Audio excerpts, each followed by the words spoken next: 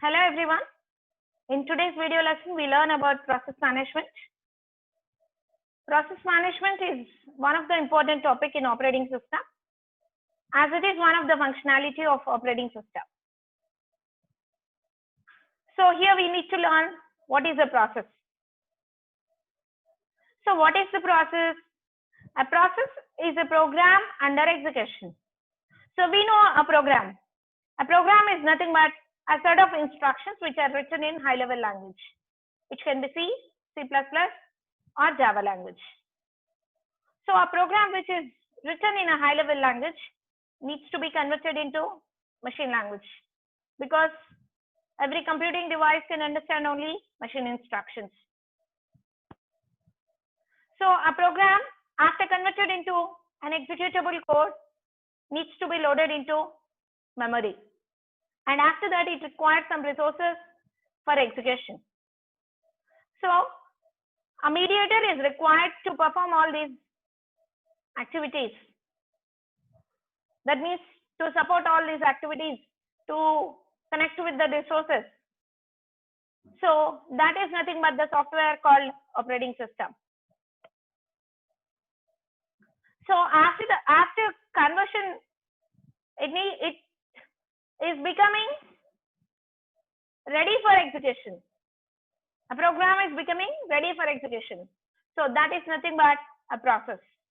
So we'll see how these process will be and how it is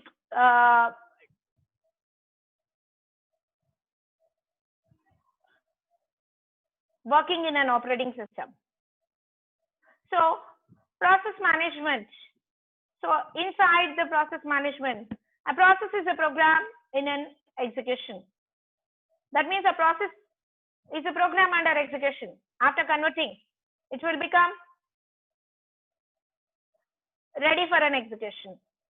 A process should be executed in a sequential fashion, one after the other, according to the instructions.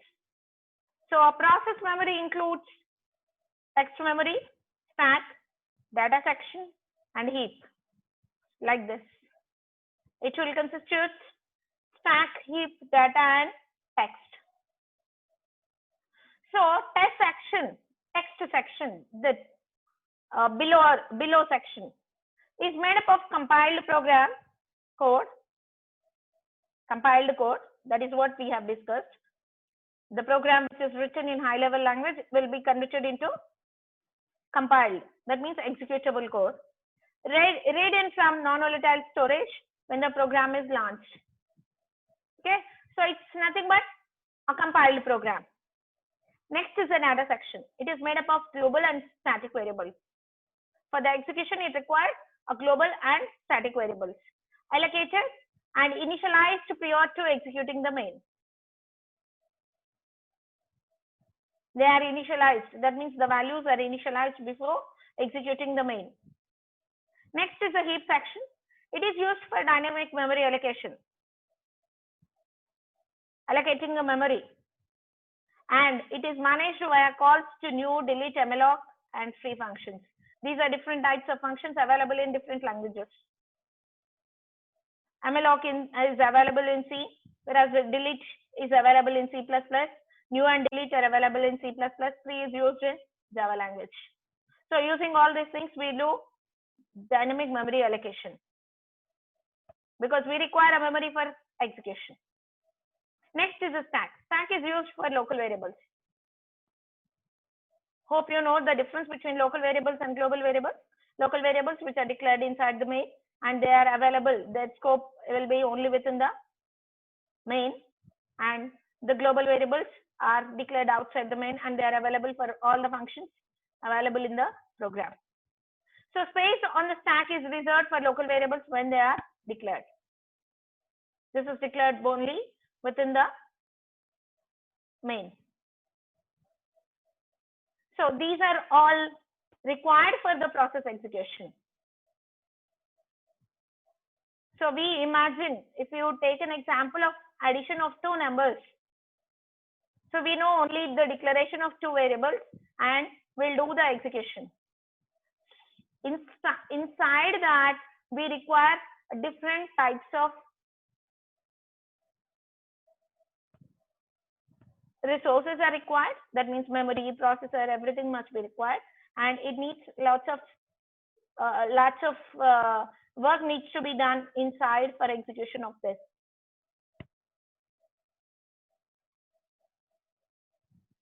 So one more thing here we need to learn, a process which is for a single user system, a single process can be used with the single processor, but for the multi-user system, there will be a number of processes will be executing at a time. So for that reason, we require the process management. So till here we had an idea of process. What is the process and what needs for a single process to be executed? I can say to perform a job done, I mean, to make a job done, we require all these things, right? Next.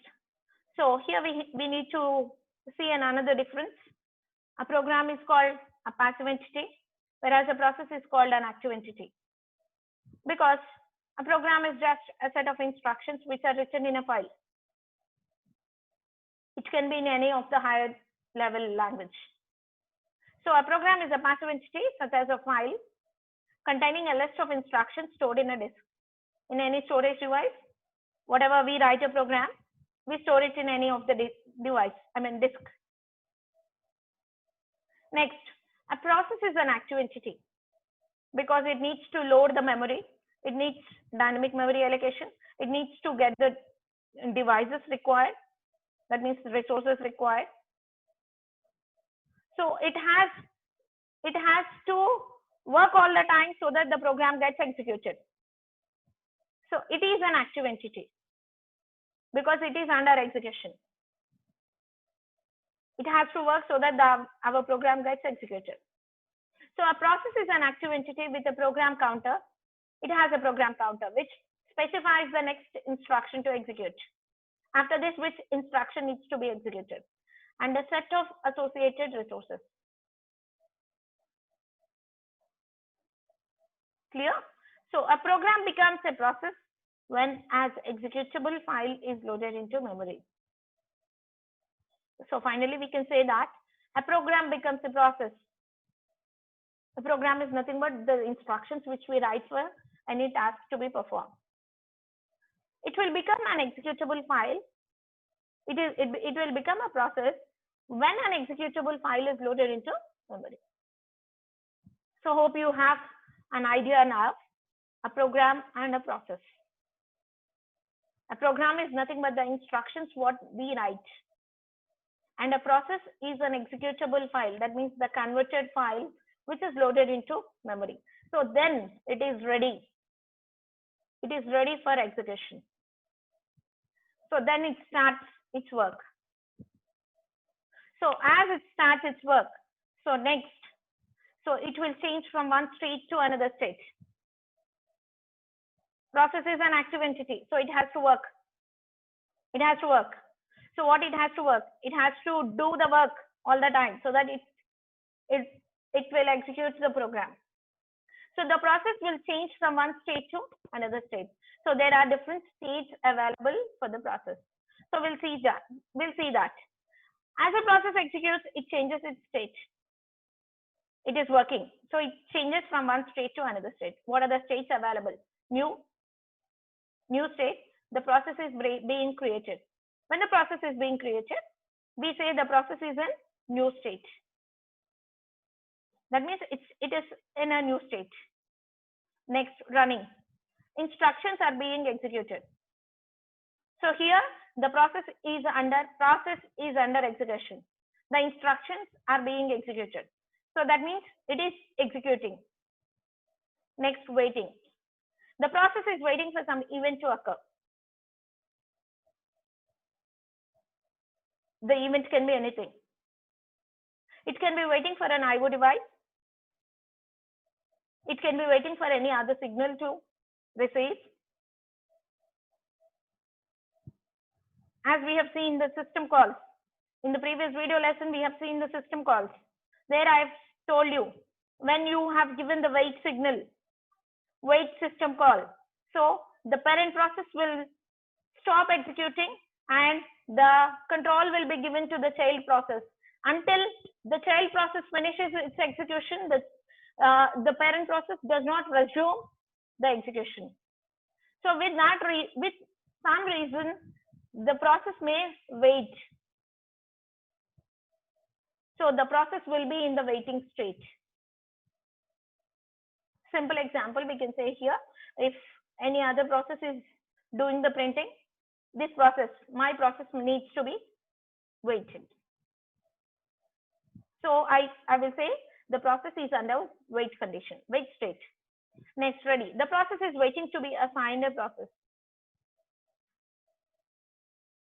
The process which is under waiting may complete its wait time and it can be resumed. So that means the process is ready for execution. So all the tasks are completed. It is ready with the resources required and the wait process is finished. So it has all the signals. So then my process will be ready for the execution. Right? Next, terminated. The process has finished execution. So here the status is the process has finished the execution. Here comes the two scenarios. One is the process may be terminated abnormally, and the another thing, the process may be terminated successfully. Two cases have. Here we can say an example. Suppose if you are trying to use a file from which you want to read the content from one file. For example, in C language using fopen, you will be trying to open a file from which you want to read the content. But unfortunately, if you don't have that file existing, then you will encounter a problem. That means that is nothing but an interrupt occurred. That interrupt cannot be completed forever. So your wait cannot be completed forever because that file is not existing in your system. So your process will be terminated abnormally because it cannot come to a ready state. It is waited forever. So your process is waiting forever. So it can be terminated abnormally because your resource is not available.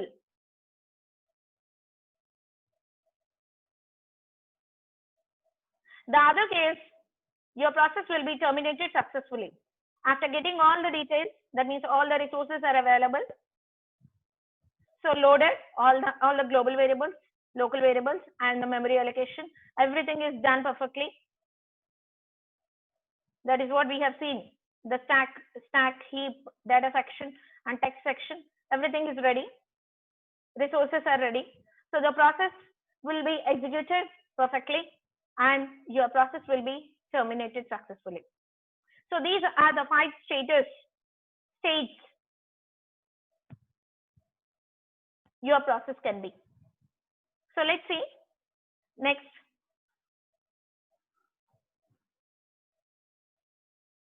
So this is a picture diagram of process state. So here you can see new, ready, running, waiting, and terminated, the 5 states which we have discussed right now. So when your process starts, we say the process is in a new state.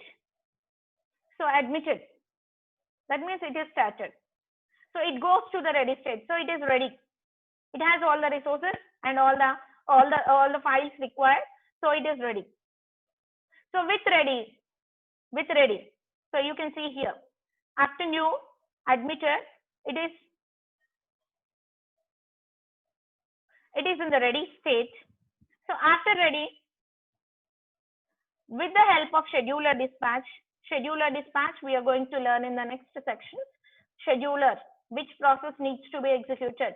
That means which process is given for the execution. So that is done with the scheduler dispatch. So the processes will be assigning for the running state. So it is ready. So it goes to the running stage.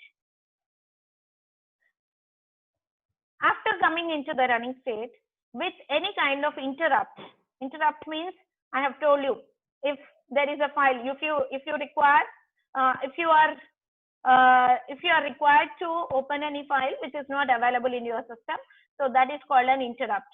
So with that interrupt, you will be coming back to your ready state. So some disturbance.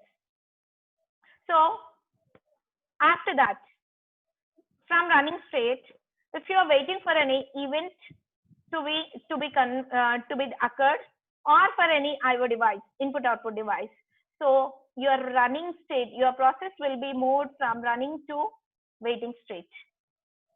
So after finishing of event, after event completion or acquiring an IO devices, it goes to a ready state.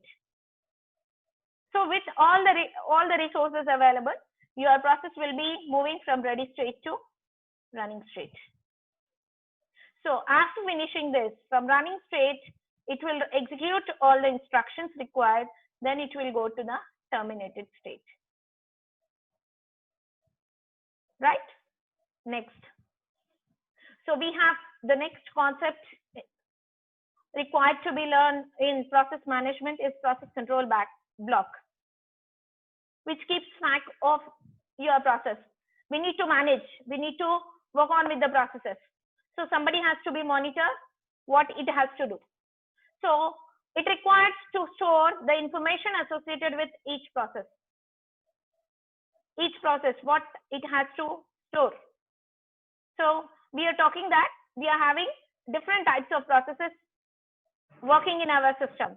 So it has process state, program counter, CPU registers, that means the storage devices, CPU scheduling information, scheduler, which is nothing but which tells which process needs to be executed next, memory management information, accounting information, IO status information. We'll see all these things in depth. So process control block, PCB, we call it as PCB. A process control block is a data structure, that which is nothing but a storage data structure. You have learned a data structure in your second year. So data structure maintained by the operating system for every process. That means the related information, the record for the every process is maintained at PCB. So the PCB is identified by an integer process ID. So every process is identified by a number called PID, which is nothing but process ID. So a PCB keeps all the information needed to keep track of a process. So I have 10 processes. So I need to keep track of all the information regarding my process. So where it is, whether it is waiting, whether it is running, whether it is terminated, or is there any problem with my process. So I have to keep track of all my processes. So what are the things it will keep track of? So it will keep track of process state. Just now we have seen the state of the process. At which state my process is. The current state of the process, whether it is ready, running, waiting, or whatever. Terminator, or whether it is new. So each process, the PCB keeps track of at which state my process is, what it is doing. So as the PCB has to monitor all the information regarding the process, so it keeps track of process state. Next, process privileges. Privileges are nothing but the permissions granted to that. So this is required to allow or disallow access to system resources. Whether my process got the permission to access any resource, whether it is allowed or disallowed to access any resource. Suppose the CPU is scheduled, the processor is scheduled. So whether my process got the permission to access the CPU or not. So this is also keep monitored in the PCB. So the system process privileges are also monitored. Whether it got the permission to access the IO, whether it got the permission to access the RAM or processor. So these are all the information required to be monitored in PCB.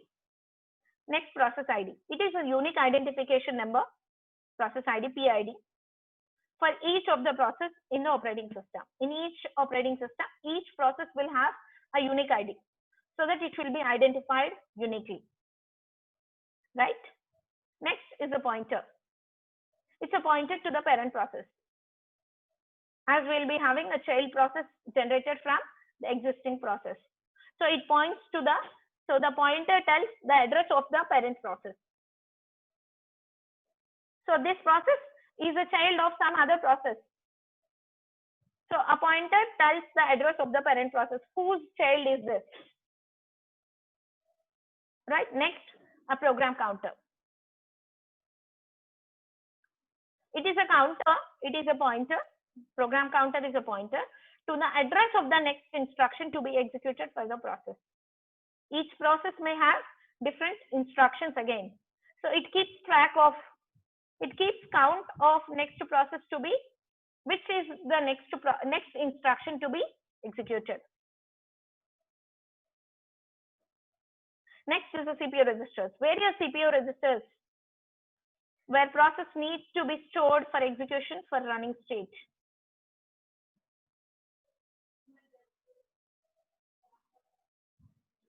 So what are the CPU registers available? Where process needs to be stored? Where is my process needs to be stored for execution for running state? My process is in ready state. So where are the CPU registers available so that my process will go to the running state?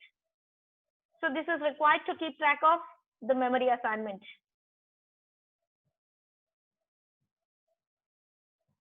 Right? Next, CPU scheduling information. Remember, this is a separate topic given in your operating system because it makes your CPU busy, maximize your CPU's utilization. The work of operating system is to maximize the utilization of CPU. So PCB keeps track of CPU scheduling information. So which tells when do you get the access of your processor. So process priority and other scheduling information. Scheduling means the when do I get, I mean when do my process get the access to the processor. So process priority, which process gets higher priority, and other scheduling information which is required to schedule the process. So it gives the information regarding the scheduling of CPU. So CPU is scheduled so that to maximize the utilization of CPU. The basic idea is our processor should not be idle at a time. That is the idea of multiprogramming. If one process is executed, interleaving the spaces, that means any interleaved space also must be utilized by any other process. So next is the memory management information. This includes the information of page table. Paging is also memory allocation, memory limit, segment table, segmentation. Paging is also the concepts of memory allocation. How your memory is managed. In that concept, you will be learning about page tables and segmentations. So it includes the information regarding page tables, how your memory is managed, and memory limits, how much memory is allocated to your process, and segment tables, depending on memory used by the operating system. So it keeps track of memory limits and memory allocations. So finally, accounting information. So how much is your CPU utilized by your process? Time limits and execution ID.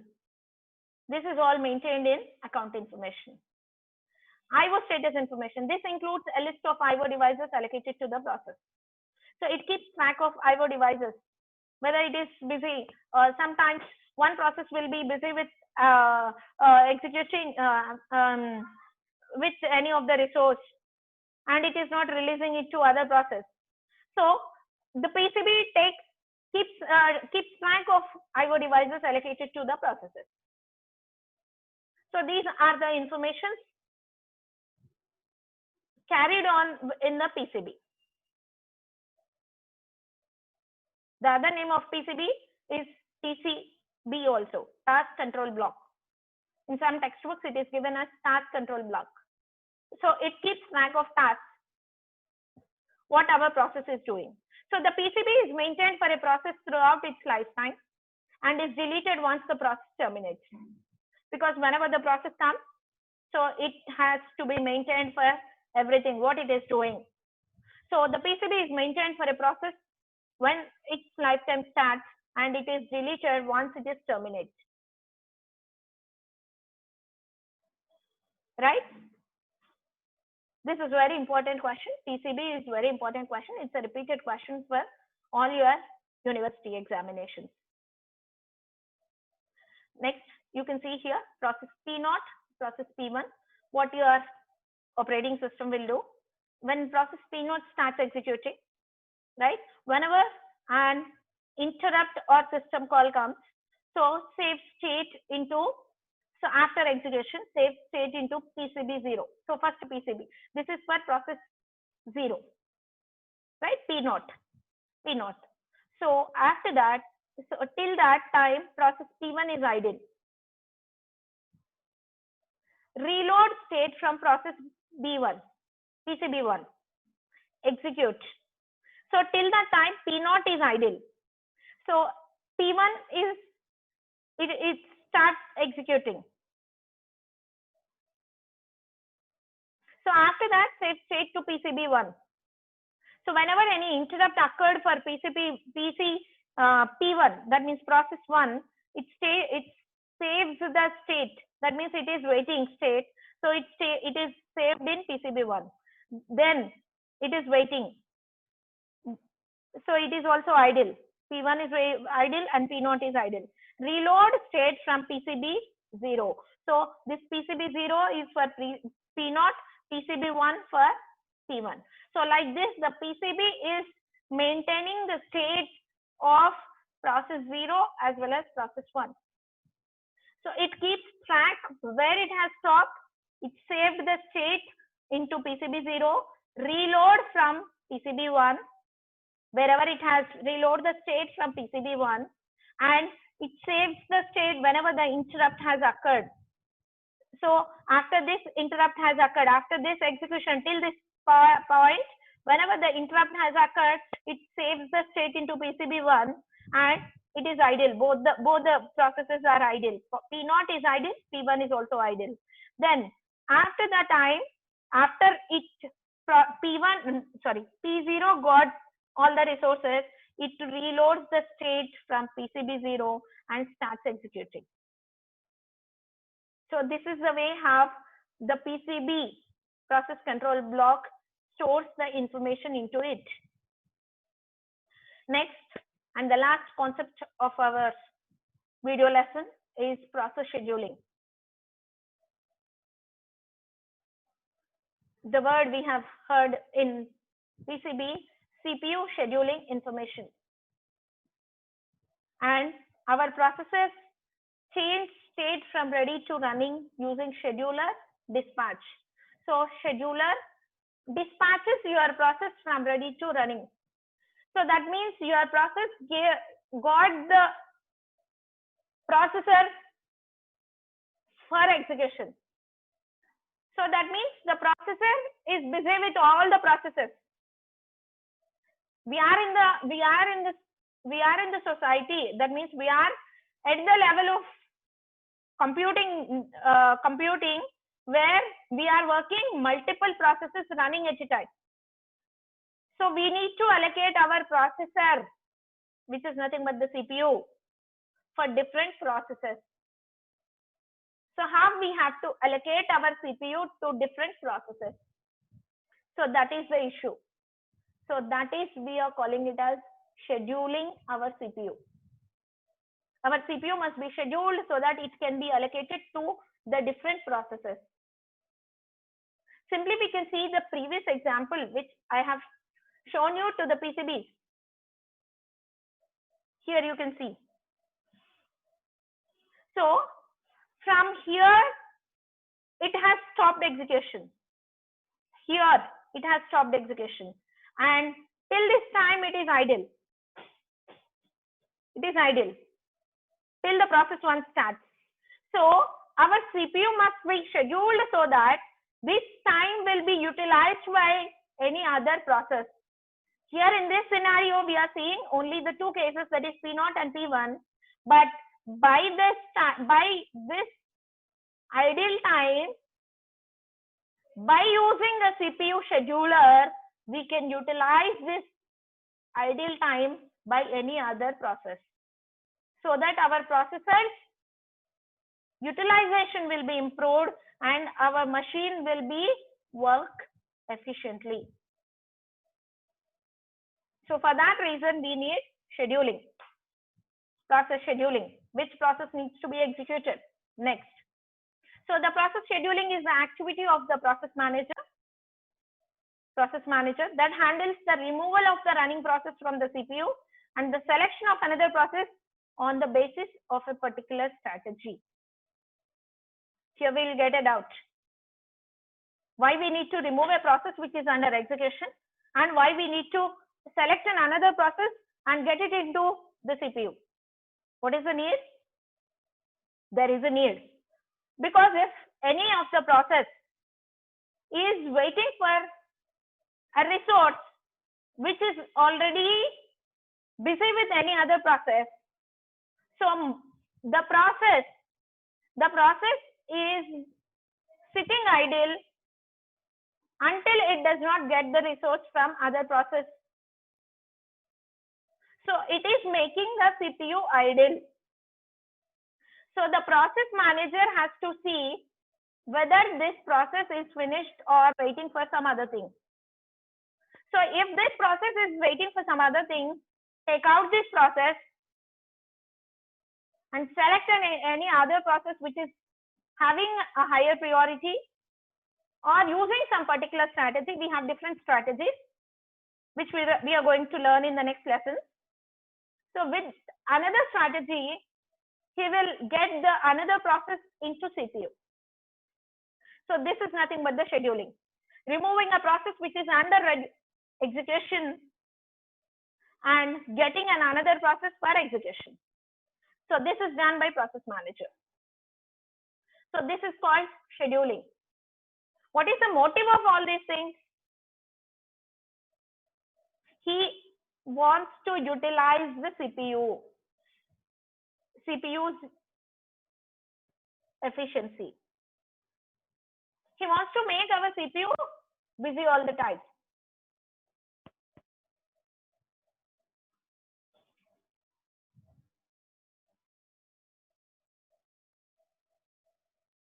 Right? So next. So there are queues. We have learned queues, stacks and queues in data structures. What is the queue? First item will be coming. It will come from rear, it will come from front, it will go out. So it will work in a queue fashion. Queue will be working in this fashion: last in, first out.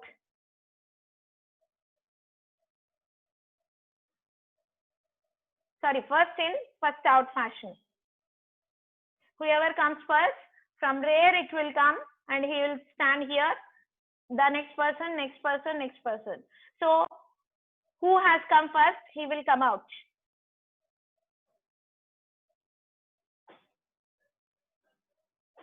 So this scheduling is also using the queues strategy. So we have different types of queues here: job queue, ready queue, device queue. So what does the job queue? This queue keeps all the processes in the system.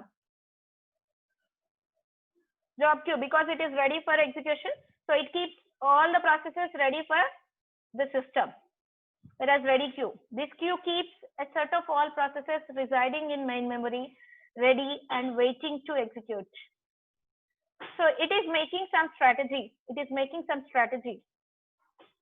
Because in job queue, we are keeping all the processes ready for execution. Whoever comes, we are getting them into. Yes, you come in.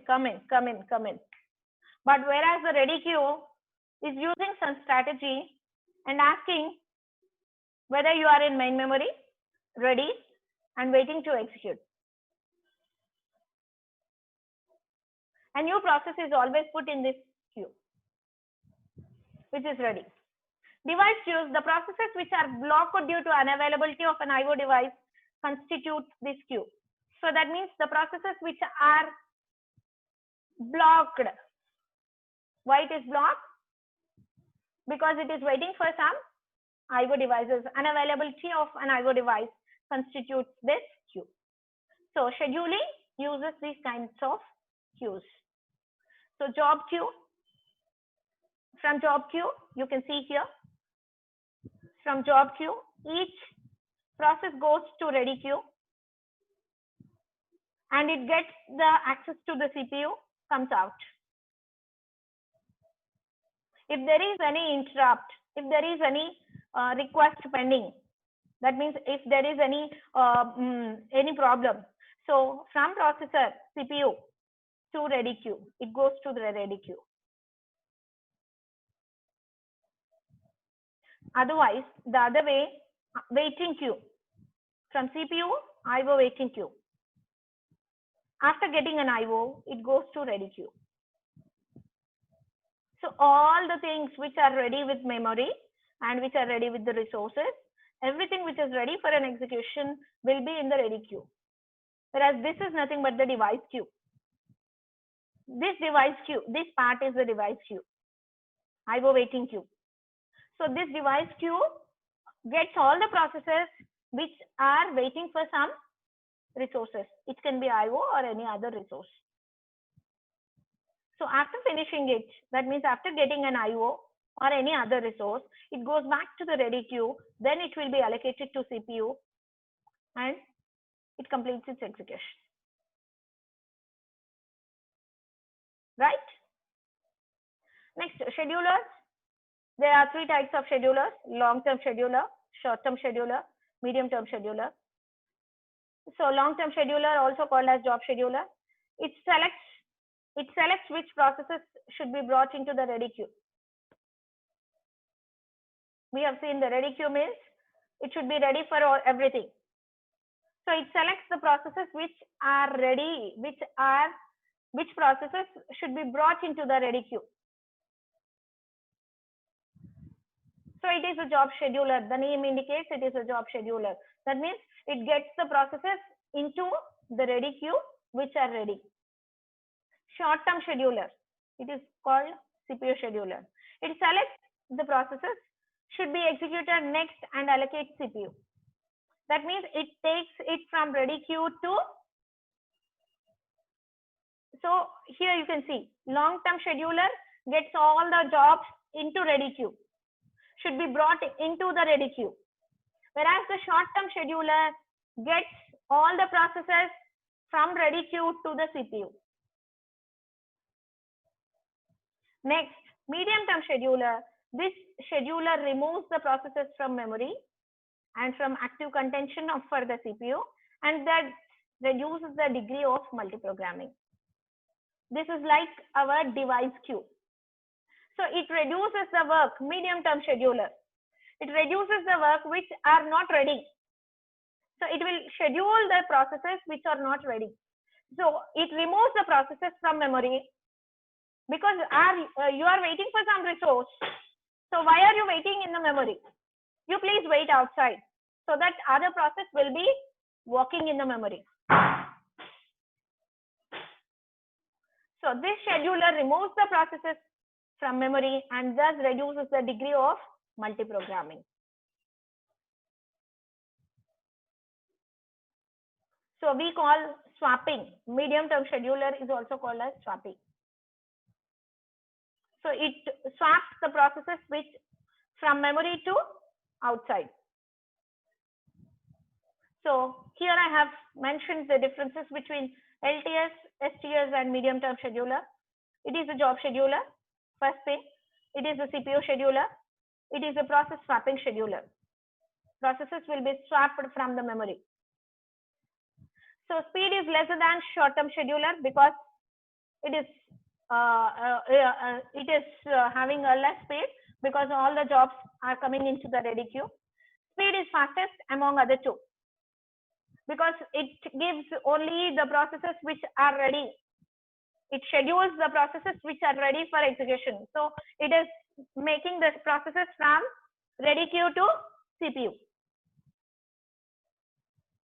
So the speed of MTS is in between both short and long-term scheduler. Next, it controls the degree of multiprogramming. It provides lesser control over degree of multiprogramming. It reduces the degree of multiprogramming.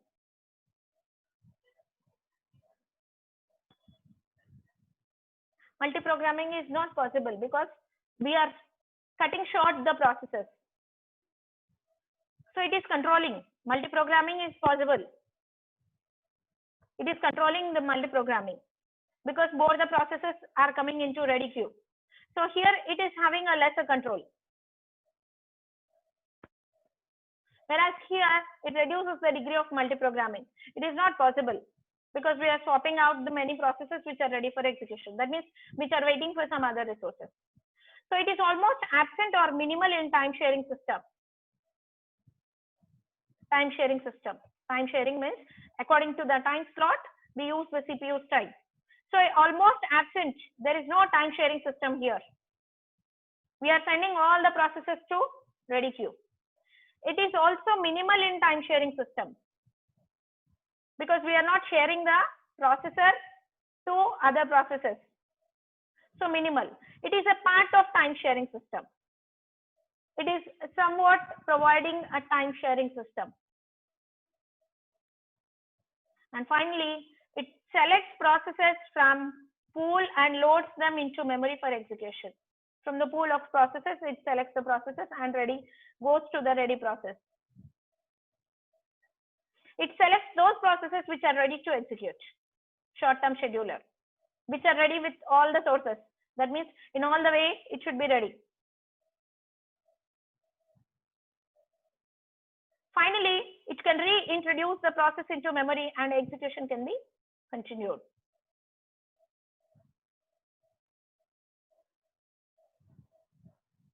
Because it is taking away, it is swapping away the process from the memory which is blocked for any of the resources. So it can reintroduce the process into memory and execution can be continued. So these are the differences between schedulers, different schedulers. Last and the final topic, context switching. So when CPU switches to another process, the system must save the state of the old process and load the saved state for the new process. When the process switches to another process, the system must save the state of old process and load the saved state for the new process. Moving from one state to another state, we call it as context switching. Context switch time is overhead. The system does no useful work while switching.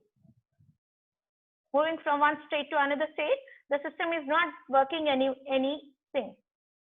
So it is time dependent on hardware support. Depending on the hardware support, depending on the processes we have, it is dependent on time.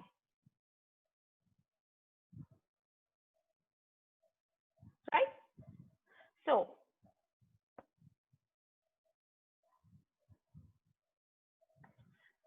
hope you have learned process management perfectly in this class. Thank you for watching.